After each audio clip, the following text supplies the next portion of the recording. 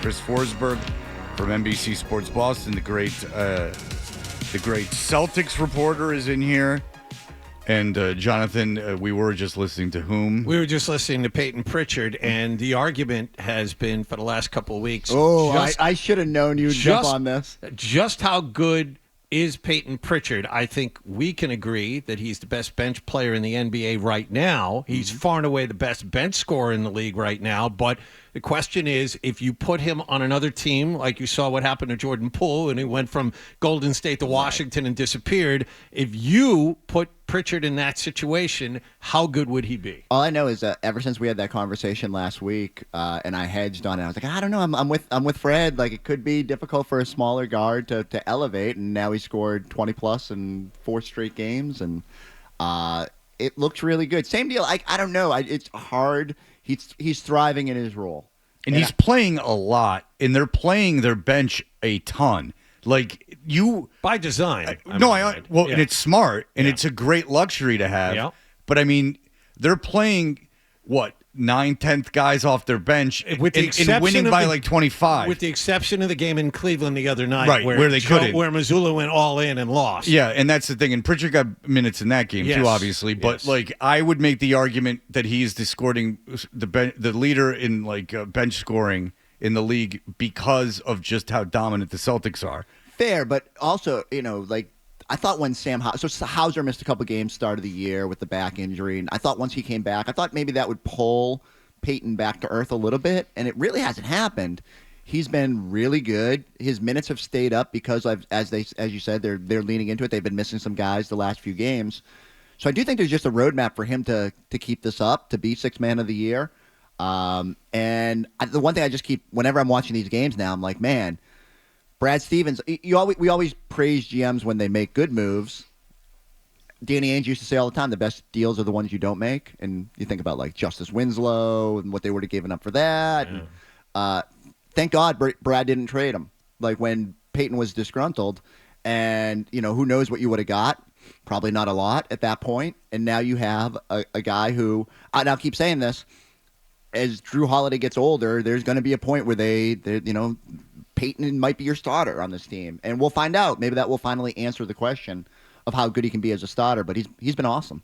Yeah, There's just guys that play I love Xavier Tillman. I loved him in college, but he wasn't a great college player. There's just guys on this team I'm not sure are playing other places, and it sounds odd because they're such a dominant team. But I think that's the reason they play. Go ahead. There's this weird thing with Pritchard, too, where I wonder how long it's going to last because, we've seen him hit the buzzer beaters, and you see him, Tatum find him like he did last week for the, on the coast to coast after Horford gets the rebound. Tatum takes it all the way down court. He gets into the lane, and then Pritchard's all alone behind the three-point line. We've seen those shots, but Pritchard will also drive the lane himself. Mm-hmm. He'll get inside. He'll make layups. And we asked Max about this a few weeks back. I said, I don't think teams are expecting it. And it's like they're expecting him to take the buzzer beater or maybe be out on the perimeter for a shot. At what point do teams pick up on the fact, that guy will also drive the lane on us? And if they start picking up on that, how much less effective does he become? He's shooting 70% at the rim this season, which is actually down from last year. It's just crazy. Usually the shortest guy on the court isn't one of your best rim finishers, but right now he is, and that's one of the blessings of him is that he knows he's very controlled. The other thing for me is sometimes you wander into those trees and you turn the ball over. I think he's if not one of the best point guards. I think he's only behind Maxey in terms of turnover percentage. He's just super steady. He does everything really well, and there are limitations. I looked at the defensive numbers this morning. For the season, he's pretty much allowing opponents what they average, which is okay. You don't want to be above that. You'd love to be 5% less or whatever. But over the last 5 games, it's at minus 13.4%. And so he's doing everything. He's defending. Guys think they can go at him and realize it's a little bit more difficult than you think. The same way they do it when they go at Hauser and everybody else. And he's going to the basket. He's diversifying how he's scoring. I'm really impressed. Let's put it that way. Same deal.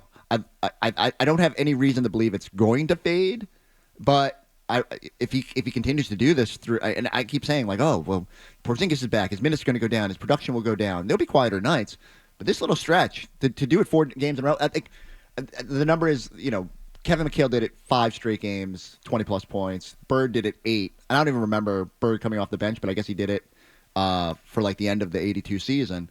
I mean, Pritchard's in some rarefied air. I think we get now to the point where we're just nitpicking because this team is so good. They're 17-4, and they're really not, for lack of a better phrase, trying. They're not playing Porzingis back-to-back. They're not playing Horford back-to-back. Drew Peterson is a two-way player. You know what? Let's try this guy. And you know what? He was a scorer. He was a scorer in the G League, so we'll try him, and it hasn't hurt them at all. So now all we're left to do is kind of wonder, okay, when will they start trying? When will Porzingis actually start playing more? Right now he's getting the Horford treatment, but Porzingis is another guy who hit the ground running the second he came in. Yeah, and so I think the luxury of bringing him back when you did, and I don't know if they could have projected this. I think they knew the schedule would be lighter in those December months because of this NBA Cup. But, okay, so you can play him. He'll play tonight. He'll play probably Friday or Saturday, and then he'll play in the 2 games over the 11-day span. But you're essentially going to play him, trying to do quick math, 6 games over what amounts to a 3-week stretch, 3.5-week stretch. Yeah. So you're easing him back in, and I guess that by the time you get towards Christmas and into January and the doldrums of the season, you can pull that ripcord a little bit more. But yeah, like he's looked really good early, and I think that minute total is only going to go up. And that first game against the Clippers just showed how different they can be when he's out there. So now we're looking at opponents. I mean, you saw Cleveland the other night. They sure looked good. They've looked good early in the season and faded before, and we saw what was left of them in the playoffs last year. Do you think Cleveland will be there at the end to face this team? Yeah, and the only reason I would have loved to have seen them healthy at the end of last season and just see if that would have narrowed the gap anywhere. I still think they were just a little too young. But when you see what Mitchell can do, they have that one guy who at the end of a playoff game can just take over. And he did that, before he got there, and he just knew that it was going to translate there. And I think that's huge for a young team because, our Mobleys of the world and the Garlands ready for that stage. They'll probably play pretty well overall, but I do think you need someone like Donovan Mitchell who can take over. So to me, they're still the number 2 team behind the Celtics in the East overall. Obviously, they're at the top of the standings right now.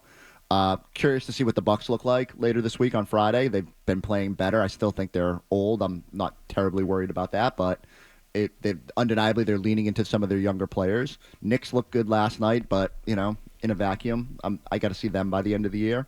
Still a lot to be determined. The East it's so funny. Everyone told me the East was so much better coming into the year. Well, Philadelphia. I mean, that kind of changes things. I mean, Philadelphia might, if the season obviously ended now, they would not make the playoffs. Christmas got a little less interesting, but I mean, it's still Embiid, and it's. Do you have to cover the Christmas game? Are they making you cover the Christmas game? I believe I'm just in studio that day. You have to go in studio. Yeah, we don't bring the whole crew. I don't think because it would be how cruel. How cruel to them to make you do a studio show on Christmas. I still get to wake up. The years we were on the road was tough. I had to make a decision when I was at ESPN whether I wanted to go to like Orlando.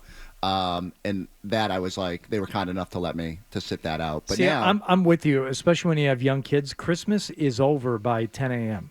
Well, no, Christmas is over when I say it's over, and I don't say it's over until February. Well, listen, the two of you are thick as thieves. You should have heard Forsberg and Hardy during the break. They were talking about golf in Vegas. We might just go on our own.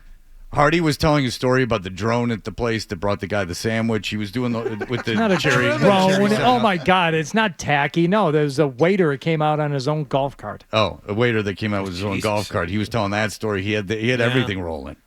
I'm happy that the two of you have found each other. I mean, they really have. That's great. I mean, tools and golf. I mean, these are middle-aged white men. I mean, there's no question about it. I used to be so young. Yeah, I don't know what happened. It's not like I'm old. I just don't like tools.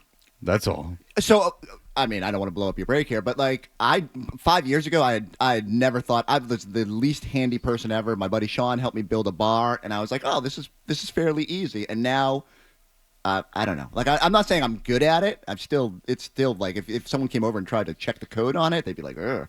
But yeah, did you call DigSafe before you dug those 8-foot zero holes? Chance before I dug to the core of the earth that I called anybody. Oh boy! If you were lingering around that scene, this might be a deal breaker for Hardy. If you were Hardy's neighbor, what are the chances you would have asked Chris if you were his neighbor if he called DigSafe? I 100% would have said it. And number two. you missed an opportunity to call dig safe. That's part of the fun. Do you get a human when you call dig safe? Yes. No, you Like don't. immediate? Yes. You do. Yes. Immediately they pick it up. They don't have this automated They ask press you- 1, press 2. They ask you what you're doing and where it's going to be happening. Oh, You those are describe the- the project. Let me th- check those out are- the map. Those are kicking stones on the dirt roads conversations. Those can go for a while. Listen, were your dads like that? My dad was known as like the least handy one of the family because his brothers worked in the automotive industry, Right. or at least my uncle Larry did. Right. And like all the cousins and stuff, they could all literally build cars and do all that stuff. My dad was the joke. Now I think in terms of being like handy, he was still pretty handy, but by their standards, he was not. My father was the best person on earth, but he did not own a hammer. Yeah, my dad did not own tools. He just fretted about money and paced around the house obsessively. That's what my father did, and smoked in bed. And he passed that on to you. You go to my parents' house and you stay there for 3 days. You can literally feel tension. Like there is a vibration. If you don't believe there's like a vibe in rooms, there is like a level of anxiety, and I love them too. I like going there. But there is this like almost pitch of anxiety that's you can't hear it. There's vibrations you can't hear. There is like a real thing. If I'm there for 3 days, I start getting like tightened and anxious. Yeah. Does he pace in the same spot? No, he takes this old school medicine now, and he doesn't do it anymore. And he doesn't have a real job, so he doesn't do it anymore. But he, for 10 years, would pace around in a circle. I can't wait to be around old. and around and around. Pace around, worrying. Pacing around, complaining. That's not fun. No, just chain smoking merits. That's why you golf. You got to get a hobby. Yeah, he didn't have anything. He didn't have anything but pacing. He loved to pace. And then he loved to put C-SPAN on as loud as it would go in bed and just smoke cigarettes. Smoke 18 packs of merits a day. If you like that clip, and how could you not? Check out more videos from Toucher and Hardy here. Point slightly up and to the left. For more Patriots analysis and opinion, hit this playlist. Point slightly down and to the left. And for the latest from the Sports Hub, download at 985thesportshub.com.